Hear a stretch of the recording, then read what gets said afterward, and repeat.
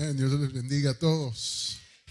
Amén. Qué privilegio es estar en este lugar y compartir la palabra del Señor con cada uno de ustedes. Siempre es un privilegio para mí. Quiero agradecer antes de entrar a la palabra.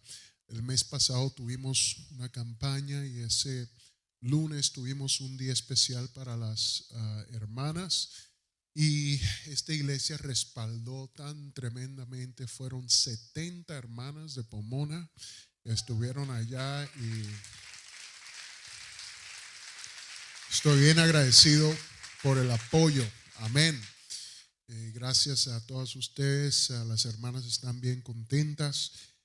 Les debo a cada una $5 por su ayuda y que el Señor se los pague. Amén. Quiero ir a la palabra del Señor, libro de 2 Corintios capítulo 9. Voy a estar leyendo del verso 1 al verso 11. 2 Corintios 9, del verso 1 al verso 11. Hoy me toca un tema muy importante y es su tema favorito y se llama el dar, el dar. 2 Corintios capítulo 9 del verso 1 al verso 11 dice así la palabra del Señor en el nombre de Jesucristo. Cuanto a la administración para los santos, es por demás que yo os escriba, pues conozco vuestra buena voluntad, de la cual yo me glorío entre los de Macedonia, que Acaya está preparada desde el año pasado, y vuestro celo ha estimulado a la mayoría. Pero he enviado a los hermanos para que nuestro gloriarnos de vosotros no sea vano en esta parte, para que, como lo he dicho, estéis preparados, no sea que si vinieren conmigo algunos macedonios y os hallaren desprevenidos, nos avergoncemos nosotros, por no decir vosotros, de esta nuestra confianza. Por tanto, tuve por necesario exhortar a los hermanos que fuesen primero a vosotros y preparasen primero vuestra generosidad antes prometida, para que esté lista como de generosidad y no como de exigencia nuestra. Pero esto digo: el que siembra escasamente también segará escasamente, y el que siembra generosamente, generosamente también segará. Cada uno dé como propuso en su corazón, no con tristeza ni por necesidad, porque Dios ama al dador alegre. Y poderoso es Dios para hacer que abunde en vosotros toda gracia, a fin de que, teniendo siempre en todas las cosas todo lo suficiente, abundéis para toda buena obra. Como está escrito: repartió, dio a los pobres, su justicia permanece para siempre. Y el que da semilla al que siembra y pan al que come, proveerá y multiplicará vuestra sementera y aumentará los frutos de vuestra justicia, para que estéis enriquecidos en todo para toda liberalidad, la cual produce por medio de nosotros acción de gracias a Dios. Gloria a Dios. Gracias, Señor, por tu palabra. Gracias, Señor Dios mío, porque aprendemos de ella y somos edificados por medio de ella todos los días. Y te pedimos, Señor, que tú estés en medio de nosotros y, Señor, que por medio de esta palabra, Señor, seamos edificados. En tu santo nombre te lo pedimos. Amén y gracias. Amén. Dios les bendiga, amados hermanos. Puede tomar su lugar en esta mañana.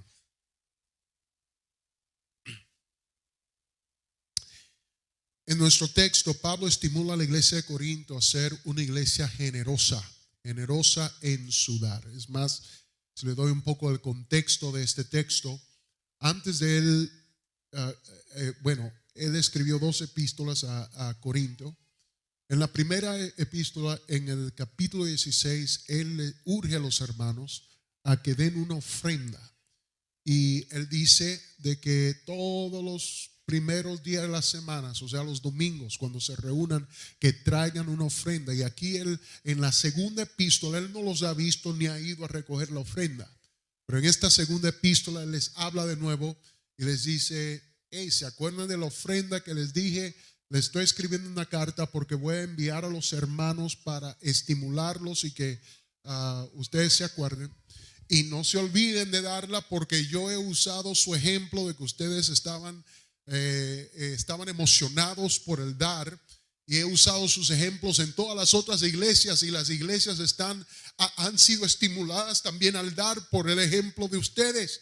Pero ahora no quiero que esto sea de vergüenza. O sea, si vienen los macedonios conmigo allí y se dan cuenta de que ustedes en realidad no han dado, entonces va a ser de vergüenza para mí, que dije que ustedes estaban emocionados, y va a ser vergüenza para ustedes.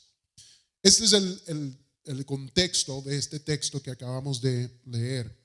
En esta mañana yo quiero que veamos cómo Pablo estimuló a esa iglesia en Corinto a ser generosa, y cómo nosotros también pudiéramos aprender de este gran pasaje bíblico a ser generosos en nuestra vida espiritual. Lo primero que yo noto cuando leo aquí 2 Corintios 9, el verso 1, es que dice: en cuanto a la administración para los santos. ¿Cuál es la administración para los santos de lo cual habla Pablo aquí? Pablo habla específicamente acerca de la contribución financiera que él solía recolectar para los santos en Jerusalén. Los santos en Jerusalén. La ciudad de Jerusalén para este tiempo estaba pasando por una recesión, y la economía no era la mejor economía que había, así que la pobreza abundaba en todas partes. Pero hay otros dos factores que contribuían a la pobreza de esos santos en Jerusalén. Si ustedes se acuerdan, ¿dónde empezó la iglesia? La iglesia empezó en Jerusalén. Es más, de ahí fue que dijo el Señor: recibiréis poder cuando haya venido sobre vosotros el Espíritu Santo, y me seréis testigos. ¿Dónde fue primero? En Jerusalén. Ahí fue que empezó la iglesia. ¿Y cuándo empezó la iglesia? Es más, hoy en día es el día de Pentecostés. Se celebra el día de Pentecostés. Hoy es el aniversario de cuando la iglesia universal comenzó, en la era o la época de la iglesia, el día de Pentecostés. En ese día, el día de los Pentecostés, había llegado judíos que estaban esparcidos por todas las naciones del mundo, y todos convinieron aquí en Jerusalén. ¿Para qué? Para celebrar el día de Pentecostés. Pero mientras estaban ahí, se derramó el Espíritu Santo en el aposento alto. Empezaron a hablar en lenguas los 120, y los judíos que estaban ahí escuchaban que hablaban en su lenguaje de las naciones de donde estaban viniendo. Escuchaban y decían: ¿cómo es esto? Que esto está sucediendo. Y muchos de ellos fueron convertidos ahí en Jerusalén en ese día. Si ustedes se acuerdan, muchos de los que se convirtieron eran judíos que habían nacido en otra parte. En Hechos 2, ahí lo dice: les oímos nosotros hablar cada uno en nuestra lengua en la que hemos nacido, partos, medos, elamitas, y los que habitamos en Mesopotamia, en Judea, en Capadocia, en el Ponto y en Asia, en Frigia, en Panfilia, en Egipto, en las regiones de África, más allá de Cirene, etcétera, etcétera. Es decir, la gran mayoría de esos nuevos convertidos venían de otros lugares. Pero cuando fueron bautizados en ese día, se agregaron a la iglesia como 3,000 y empezaron a vivir la vida cristiana ahí en Jerusalén. ¿Sabe lo que quiere decir eso? Ellos dejaron todo lo dejaron atrás en sus naciones: casas, bienes, fortuna, tierra, trabajo, cosecha. Todo lo dejaron atrás por servirle al Señor. Y empezaron a servirle al Señor ahí en Jerusalén. Y a causa de esto, eran santos de bajo recurso. ¿Por qué? Porque lo habían dejado todo atrás por seguir a Cristo. Y la otra razón por la que había pobreza entre los hermanos en Jerusalén era porque encima de que lo habían dejado todo, también eran perseguidos por su nueva fe. Perseguidos ambos por los judíos y por los romanos, que les saqueaban todo, les quemaban las propiedades y hacían de ellos barbaridades, porque ambos, los judíos no convertidos a Jesucristo y los romanos, detestaban a los cristianos del primer siglo. Y a causa de eso había extrema pobreza entre la iglesia de Jerusalén. Por eso es que tenían que vender sus posesiones, y todos tenían todo en común. ¿Por qué? Porque había muchos de ellos que no se les habían dejado todo en su nación, y a causa de eso necesitaban hacer esto. Entonces, la iglesia primitiva toma la responsabilidad de ayudar a los hermanos pobres en Jerusalén. En Gálatas, Pablo dice de que hubo un trato entre él, Santiago, Pedro y Juan.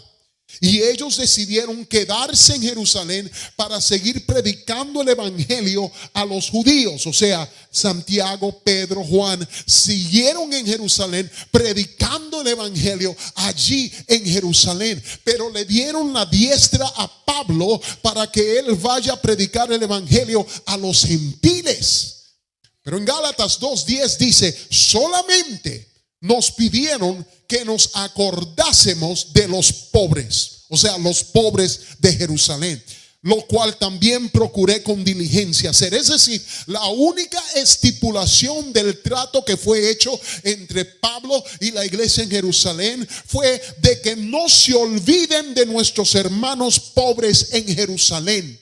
Por doquiera que vayas en todas las iglesias, quiero que recolectes una ofrenda. ¿Para qué? Para ayudar aquí a los hermanos pobres y las viudas y los menesterosos en Jerusalén.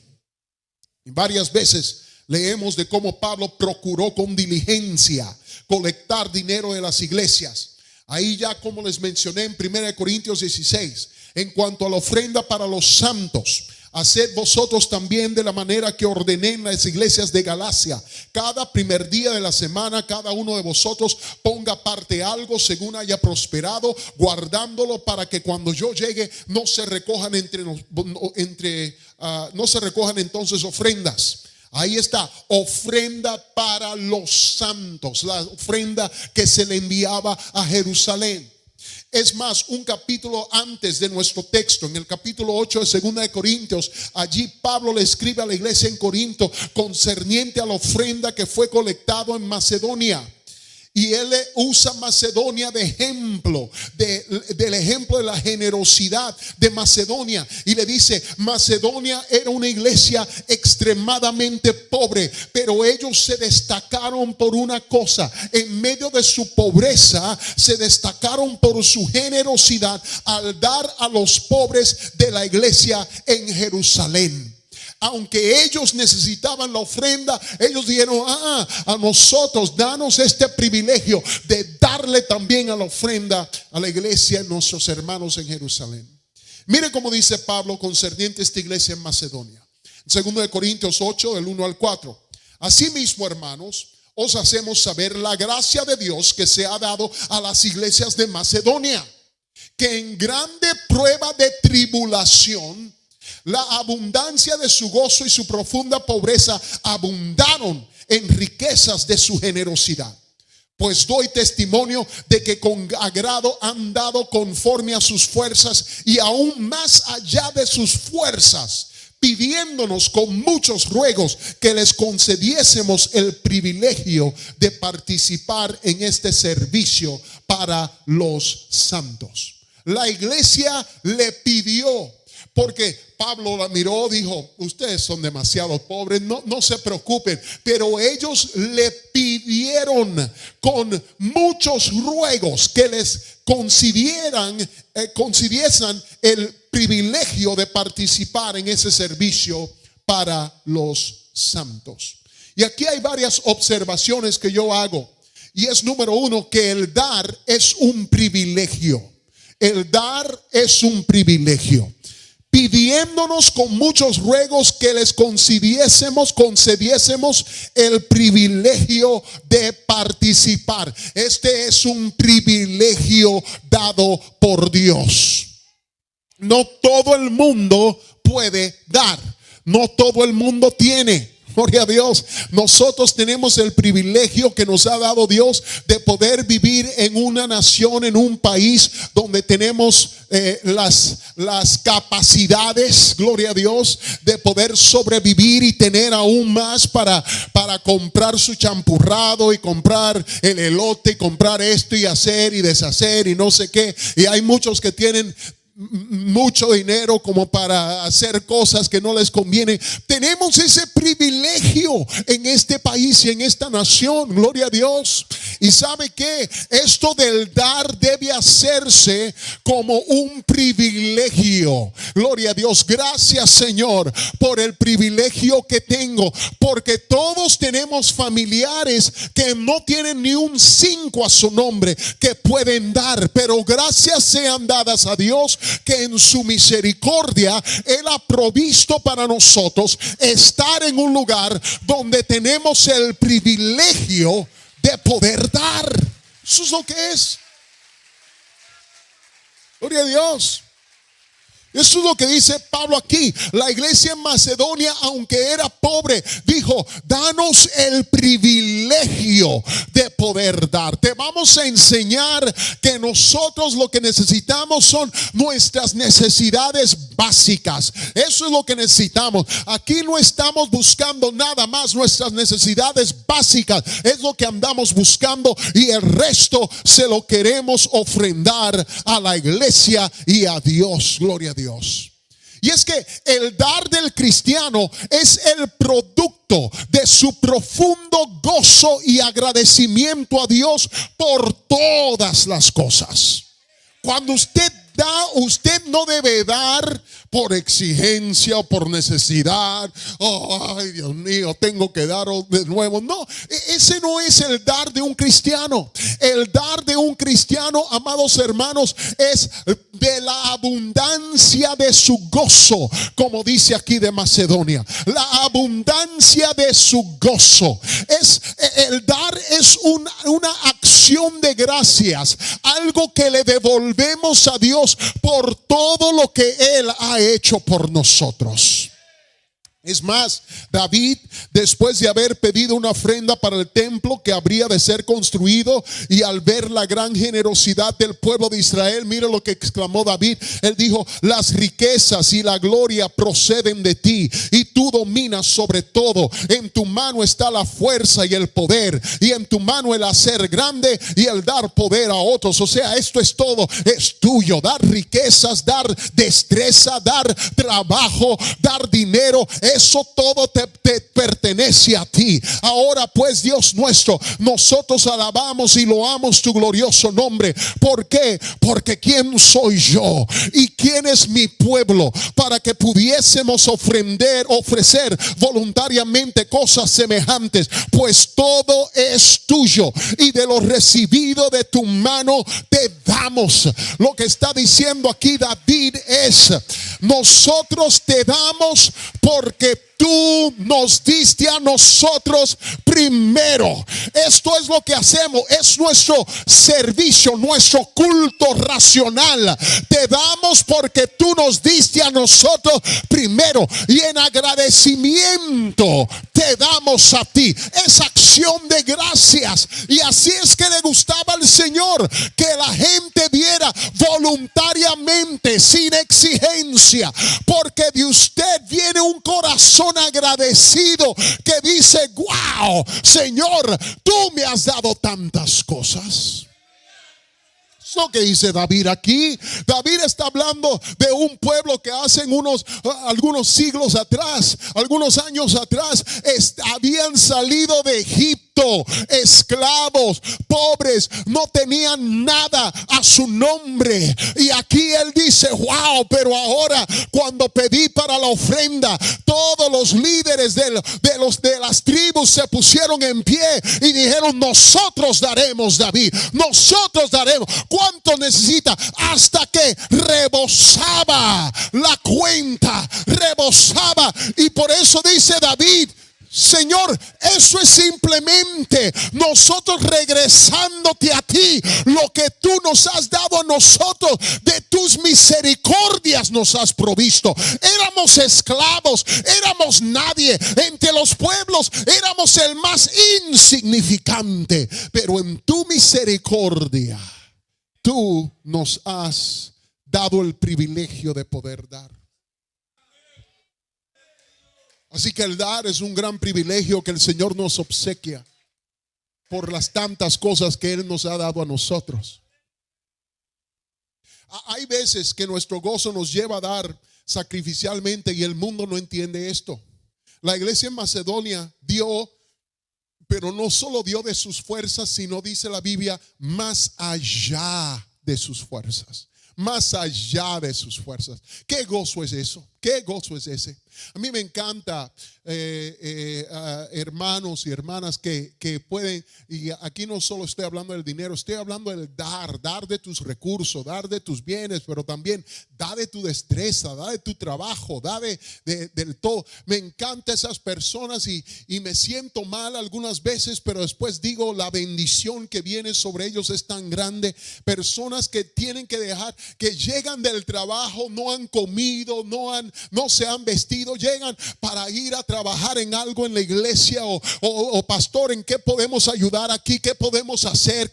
Esto es la generosidad, amados hermanos, de un corazón que está tan agradecido, que dice: yo sé que hay cansancio, yo sé que debo, pero ¿sabe qué? El Señor ha hecho tanto para mí, que de un corazón que rebosa su copa, yo también quiero ofrecerle a mi Dios. Y el dar no es solamente algo que hacemos en lo natural. El dar es un ministerio, amados hermanos.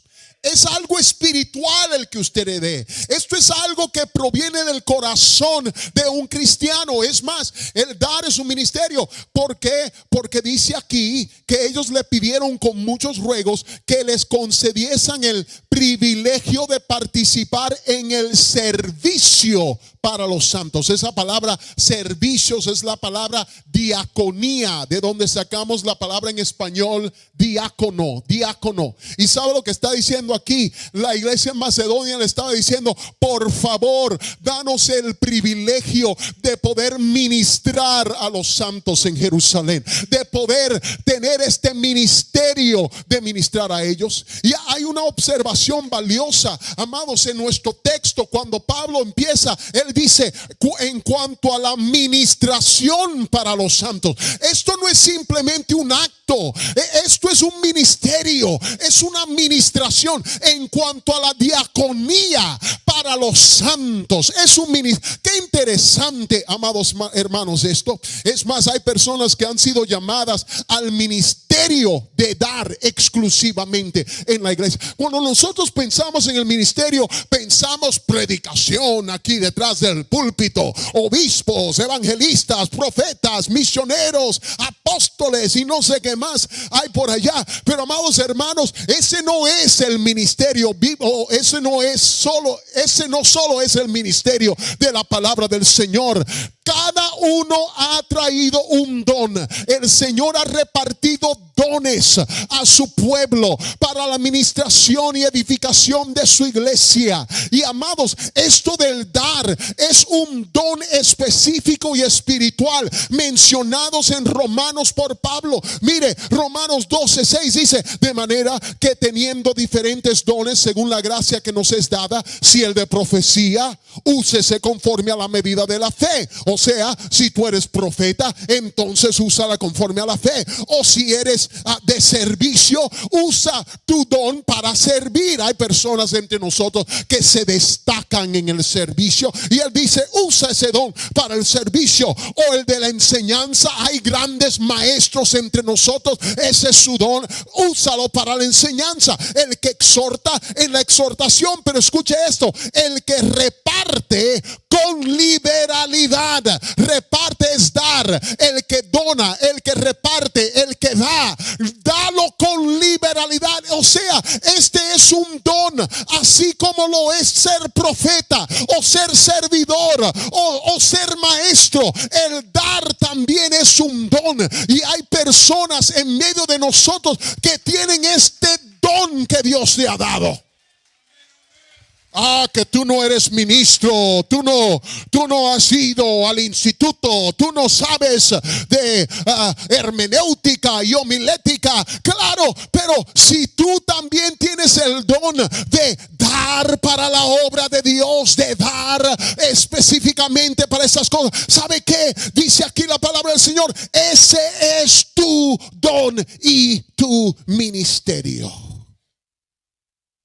Hermanos, ¿cómo pudo Jesucristo mantenerse ocupado por 3 años y medio sin que la Biblia nos indique de algún trabajo secular que tuvo o de salario que él obtuvo? Nunca escuchamos de él que él fue hijo de carpintero. Me imagino que él aprendió la profesión de su padre, pero no sabemos, no tenemos indicación alguna de que él trabajó un día.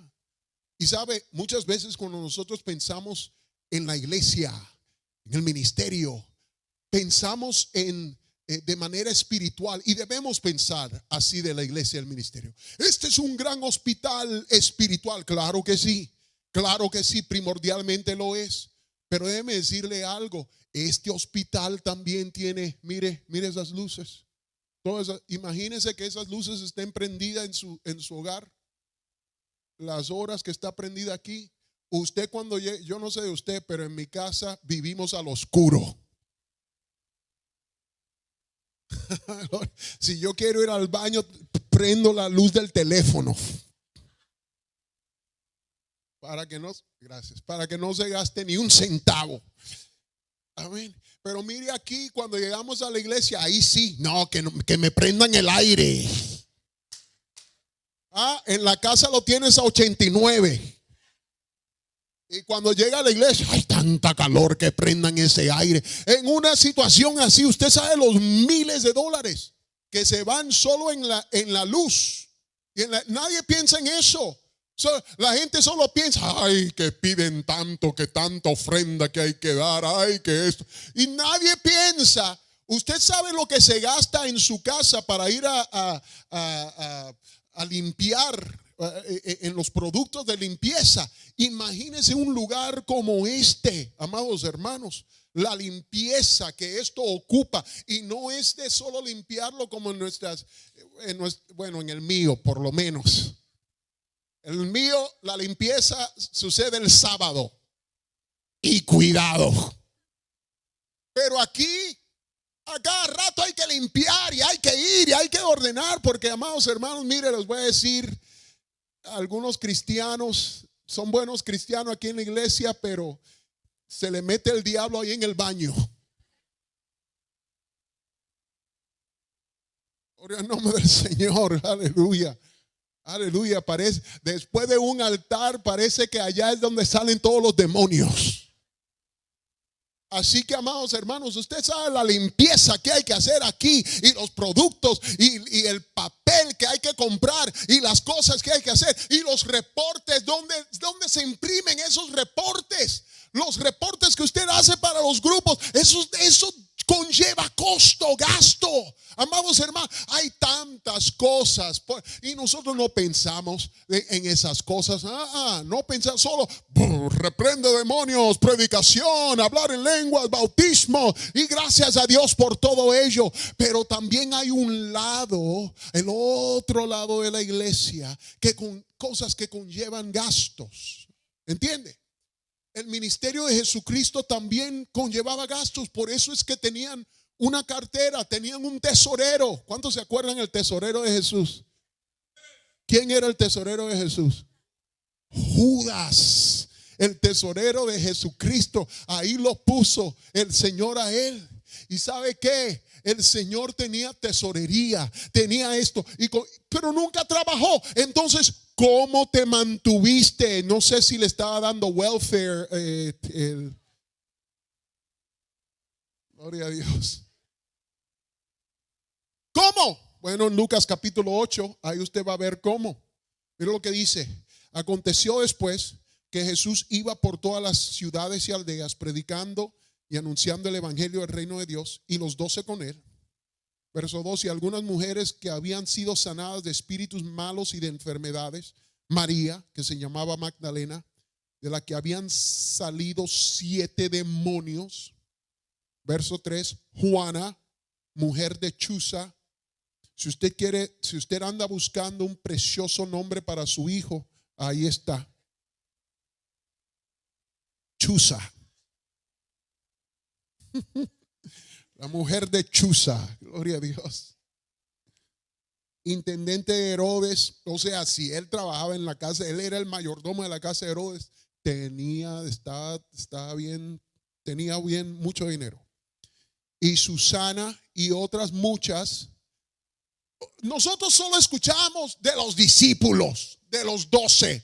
Wow, tremendo, ese es el ministerio que quiero yo. Los 12, mira cómo ayudaban al Señor a repartir los panes y los peces, y se repartían en sus. Y eso es lo que queremos nosotros. Salían de 2 en 2 a las ciudades y a las aldeas, reprendiendo demonios, sanando enfermos. Ay, Señor, dame ese ministerio. Pero solo tenemos un verso de cómo el Señor se soportaba en el lado financiero y secular. Y aquí está.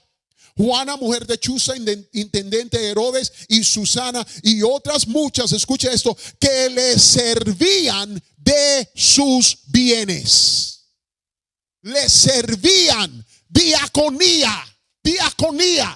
Estas servían de sus bienes. Para ellas este era su ministerio. No sabemos, de ahí nos escucha que Susana reprendió 7 demonios, o que la esposa de Chuza, que Dios lo bendiga, por ese nombre tan precioso, Chuza. La esposa de Chuza, no se escucha de ella jamás. Pero su ministerio, ¿cuál era? Ellas daban para que Jesucristo pudiera sanar enfermos, resucitar muertos, predicar el evangelio, y que ya el reino de Dios se acercaba. Todo esto era posible porque habían mujeres que habían decidido: este es mi ministerio. Ellos querían dar. Ahora, es que todo ministerio se lleva a cabo con una meta primordial. ¿Y cuál es esa meta primordial? Para traer gloria a Dios. Cualquier ministerio que usted ejerza, ya sea en la iglesia, en su casa, en su célula, en su zona, en su distrito, no importa qué, cualquier ministerio que usted ejerza es para traer gloria a Dios. Y así también es el ministerio del dar. El ministerio del dar. Es más, mire cómo lo dice Pablo en nuestro texto. Mire lo que dijo: el que da semilla al que siembra y pan para comer. A mí me encanta eso, porque el Señor no solo le da la semilla para plantar, pero también le da el pan que producen las semillas. No es suficiente el darte la semilla, sino te voy a dar también el sol y el agua y el viento, que va a producir el trigo, que va a producir el pan, y también te doy la destreza. O sea, esto empieza con Él y termina con Él. Todo yo se lo debo a mi Dios. Todo. Él da la semilla y Él da el pan. El que da semilla al que siembra y pan para comer, proveerá y multiplicará la semilla de ustedes y aumentará los frutos de la justicia de ustedes. Esto para que sean enriquecidos en todo para toda liberalidad. Escuche esto: el Señor sí da al que da, pero Él le da a usted. ¿Para qué? Para que usted dé más. Para que sean enriquecidos en todo para toda liberalidad. Hermanos, esto del evangelio y del dar no es, yo voy a dar para que el Señor me dé al 100 por uno. Este no es un plan de inversión, amados hermanos. Usted está dando y Dios promete darle, pero ¿para qué? Para que usted bendiga aún más. Porque la bendición del cristiano es esta: dar. No lo que usted recibe, no las consecuencias del dar o los beneficios del dar. La bendición mía es que yo tengo lo suficiente para poder dar. O sea, ya Dios me ha bendecido lo suficiente para yo poder dar. Para que sean enriquecidos para toda liberalidad, la cual produce acciones de gracias a Dios por medio de nosotros. Mira lo que está diciendo aquí Pablo. Lo que está diciendo es, cuando usted dio, ¿sabe lo que produjo en nosotros? Acción de gracias. Acción de gracias. ¿Y sabe lo que quiere decir eso? Todo ministerio es para esto, para traer gloria a Dios. Cuando usted da, está produciendo acción de gracias de alguna manera u otra. ¿Cuántas veces alguien no ha venido donde mí y me ha dado algo en momentos difíciles de mi vida? Y muchos de ustedes quizás han experimentado eso también. Alguien le ha dado algo, alguien le ha obsequiado, alguien ha traído algo. Me acuerdo cuando yo llegué primero a la iglesia, llegó una familia con bolsas así para la compra y del hogar, y eso me duró ahí casi un mes. Todavía estamos comiendo esa compra del año pasado. Pero ¿sabe por qué? Porque el pueblo sabe lo que es ayudarse el uno al otro. Debería saber lo que es ayudarse, pero sabe lo que es cuando usted recibe algo. Sabe lo que causa en mí, sabe lo que causa en usted. Usted sabe esto, lo que causa en usted. Yo voy al carro y yo digo: gracias, Señor, por lo que tú has hecho. Tú eres tan grande, tú eres un proveedor, tú eres Jehová Jireh, tú eres el que. Gracias por usar a estas personas para ayudarme en mi camino. Gracias por usar a tal iglesia para ayudarme en esto. Esa es la expresión de gracias que nosotros damos al Señor al recibir. Y eso es lo que está diciendo aquí Pablo. Pablo dice: el sudar, cuando usted dio, ¿sabe lo que produjo? Produjo acciones de gracias a Dios por medio de nosotros. O sea, Dios es glorificado cada vez que usted da. Dios es exaltado, Dios es glorificado. Gloria a Dios. Y termino con esto. Mire, el dar es un asunto del corazón. El dar es un asunto del corazón. Usted sabe por qué Pablo dice que esta ofrenda debe estar lista como generosidad y no como de exigencia. Eso es lo que dice. Yo no quiero que sea de exigencia, sino de generosidad. ¿Por qué? Porque Él quiere que esto provea de un corazón. Al Señor siempre le ha gustado esto. Por eso es que dice que al Señor le gusta que ama a ¿quién? Al dador alegre.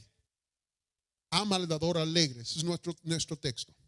Pablo revela por qué él no quiso que se recolectara la ofrenda cuando él llegara, sino que le encomendó a algunos hermanos de su equipo a que fueran antes que él llegara a fin de preparar la ofrenda. Y la razón es porque él no quería que fuera por exigencia. Él no quería manipular a la gente. Él quería que voluntariamente la iglesia diera generosamente sin manipulación. ¿Y por qué prefiere Pablo este método? Porque para Pablo el dar de un cristiano es algo que proviene del corazón. Del corazón. En las iglesias donde hay verdadera salvación y regeneración, no debe haber ruegos del ministerio al pueblo. Por favor, alguien si puede cubrir tal gasto y hacer tal cosa. No, más bien la iglesia debe abundar en su riqueza de generosidad. Es fácil darse cuenta qué tipo de madurez espiritual tiene una iglesia al simplemente notar su generosidad. Yo quiero ser una iglesia generosa, una iglesia que da por el simple hecho de dar. Uno conoce el corazón de una iglesia al ver la generosidad de esa iglesia. Es más, Jesucristo dijo algo similar cuando Él dijo: donde está vuestro tesoro, allí estará vuestro corazón. ¿Verdad que sí? ¿Sabe por qué? Porque el tesoro es el mejor indicador de dónde está tu corazón. Mire, si usted pone $20,000 para comprar un lote allá en México y todos los meses le está enviando a México para que vayan construyendo para el día que usted se jubile, usted va, esa es su casa que usted está construyendo allá. Wow, tengo 2 terrenos y allí estoy construyendo mi casa porque cuando yo me jubile yo voy a tener una casa.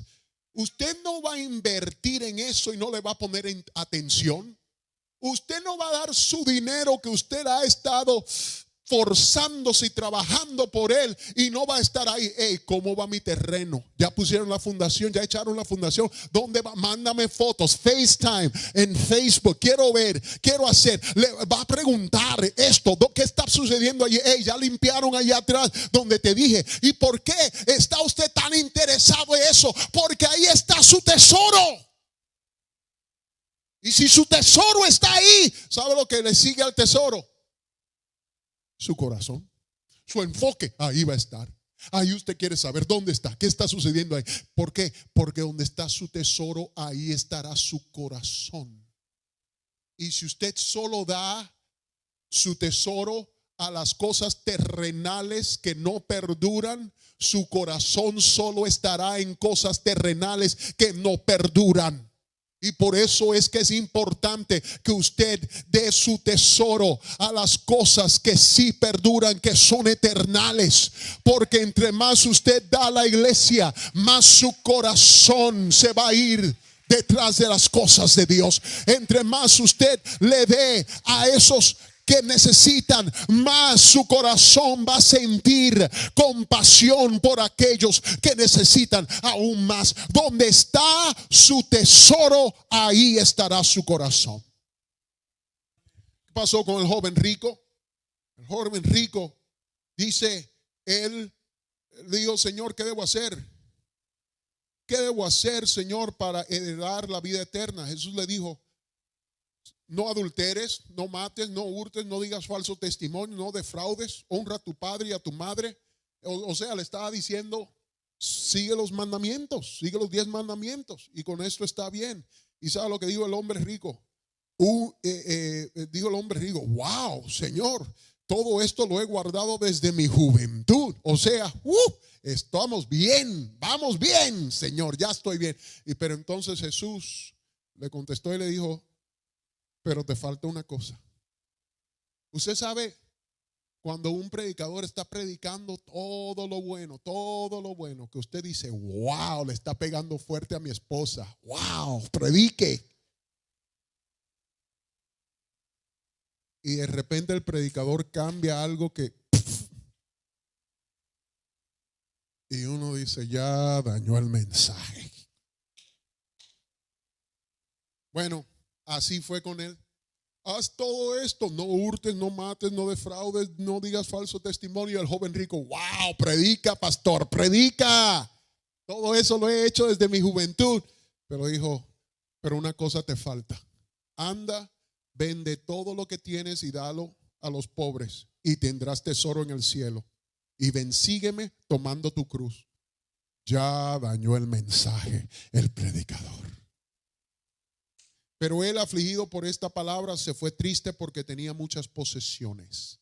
¿Y sabe lo que dijo el Señor? Mirando alrededor, dijo a sus discípulos: cuán difícilmente entrarán en el reino de Dios los que tienen riquezas. Cuán difícilmente. ¿Por qué? Porque nosotros tendemos a aferrarnos a nuestras riquezas. El Señor le pidió que le diera evidencia de la condición de su corazón al despojarse de su tesoro, pero no pudo hacerlo. Y es que si Dios no es el dueño de su tesoro, tampoco es dueño de su corazón. Porque donde está su tesoro, ahí estará su corazón. Y por eso es que el Señor dice: yo quiero que tú me des liberalmente, porque al darme con liberalidad, yo veré la condición de tu corazón. Más, Juan el Bautista también probaba la condición del corazón de los hombres. Cuando predicaba Juan el Bautista dijo: oh generación de víboras, ¿quién nos enseñó a huir de la vida venidera? Haced pues frutos dignos de arrepentimiento. Y sabe, la gente preguntaba diciendo: ¿qué haremos? O sea, ¿cuáles son estos frutos de arrepentimiento de los que habla? ¿Qué tenemos que hacer? Y Juan les dice: ¿ustedes quieren saber cómo pueden demostrarme que su corazón está arrepentido? Mire aquí. Respondiendo les dijo: el que tiene 2 túnicas, dé al que no tiene. Y el que tiene que comer, haga lo mismo. Ya dañó el mensaje el predicador. Yo pensaba que quizás bautizándome no, él dijo: no, la verdadera condición de tu corazón será revelada en tu dar, en tu actitud.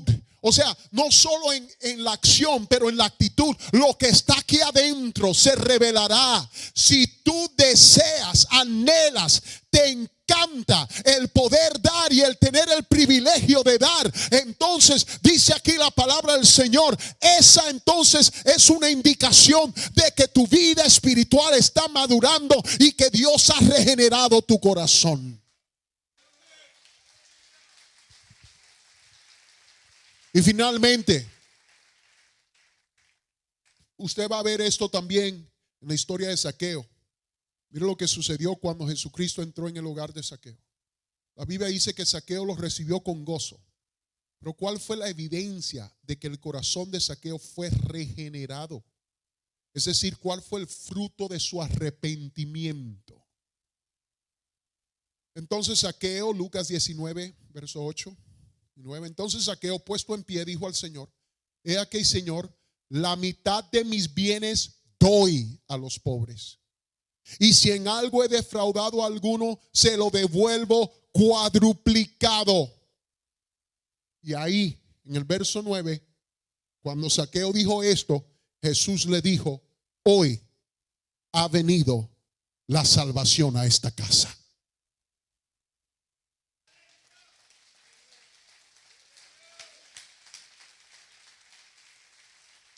Hoy ha venido la salvación a esta casa. Usted sabe lo que el Señor anda buscando: un pueblo que dé alegremente, voluntariamente, sin exigencia ni por necesidad. Dios no quiere que tengamos que estar aquí atrás. Por favor, alguien, por favor, no se olvide, por favor, no. Esto del dar requiere disciplina. Y le damos primero a Dios y le damos con gozo y alegría. Y apartamos lo que vamos a dar cuando recibimos el ingreso. Decimos: Señor, yo voy a apartar esto para ti, porque este porcentaje que te doy a ti, yo sé que tú vas a prosperar el resto de mi dinero. Y al hacer eso, el Señor dice: hoy, no es que el Señor necesite tu dinero. El Señor es dueño del oro y de la plata. La razón por la cual Él quiere que tú des es porque es la verdadera condición de tu corazón, se expresa al tú dar, al tú no estar aferrado a esta vida. Es por eso que el Señor puso a Judas de tesorero. ¿Por qué? Porque Él quería decirle al mundo: el dinero no es nada para mí. Esa no es mi vida. El dinero no tiene control sobre mí. Yo tengo un propósito que va más allá de allí. Y si Él se lo quiere robar, que se lo robe. Yo no estoy aferrado al dinero. Eso es lo que quería decir el Señor. La Biblia dice: Él conocía que era avaro. Jesús ya conocía que Judas era avaro y aún así lo hizo su tesorero. ¿Para qué? Para que la gente se diera cuenta: yo no estoy aferrado a estas cosas. Mi tesoro está allá arriba en los cielos. Oh, gloria al nombre del Señor Jesucristo. Señor, enséñanos a dar. Señor, danos también ese espíritu de liberalidad y generosidad, que nosotros también podamos decir sí no solo con nuestras bocas, nuestra acción, nuestra adoración aquí adelante, no solo con el bautismo, no solo con el Espíritu Santo, no solo nuestra diligencia en leer tu escritura, pero uno de los grandes factores, uno de los grandes indicadores de nuestra madurez espiritual es cuando nosotros digamos con nuestra cartera: aquí está, te pertenece todo a ti. Aquí está, mi corazón está presto para dar. Levante sus manos en todo este lugar hoy. Yo quiero que levante sus manos y diga: oh Señor, ayúdame con esto. Señor, ayúdanos con esto, Dios mío. Tú conoces, Señor, nuestro corazón. Tú conoces, Dios mío, que algunas veces se nos hace difícil porque nos aferramos y decimos: ay, es que tenemos necesidad, y no confiamos, no tenemos suficiente fe para creer que tú suplirás todas nuestras necesidades conforme a tus riquezas en gloria. Señor, así que ayúdanos con esto, Dios mío, que nosotros, oh Dios, aprendamos a dar, aprendamos a ser fieles, Señor, con nuestras finanzas. No solo a la iglesia, pero también al menesteroso, al pobre, Señor. Que nos ayudes a dar, Señor, no solo de nuestro dinero, de todo lo que somos, Señor. Pero también, Dios mío, con lo que nos duele más, nuestro dinero. Ayúdanos, Señor, a ponerlo ante tus pies y rendirlo ante ti. Y decir: aquí está todo lo que soy para tu obra y tu gloria, en el nombre poderoso de Jesucristo. Este altar está abierto, amados hermanos. Este altar está abierto. Y hay personas aquí que necesitan reflexionar en esto. Hay personas aquí que necesitan venir y decir: ¿sabes qué, Señor? Yo necesito ser mejor en esta área de mi vida espiritual. Yo soy sincero. Ayúdame con esto. Ayúdame con esto. Ayúdame a aprender a dar con liberalidad, con generosidad. Señor, que mi corazón esté presto, que mi familia esté presta para dar. Y no solamente cuando se me exige, pero dar, Señor, porque mi copa está rebosando. Porque tengo tanto gozo, tengo tanto agradecimiento por lo que tú has provisto para mí, que yo quiero dar y quiero dar generosamente. Este lugar está abierto para ti. Puedes llegar aquí y decir: Señor, ayúdame con esto en mi vida. Ayúdame a dar. Ayúdame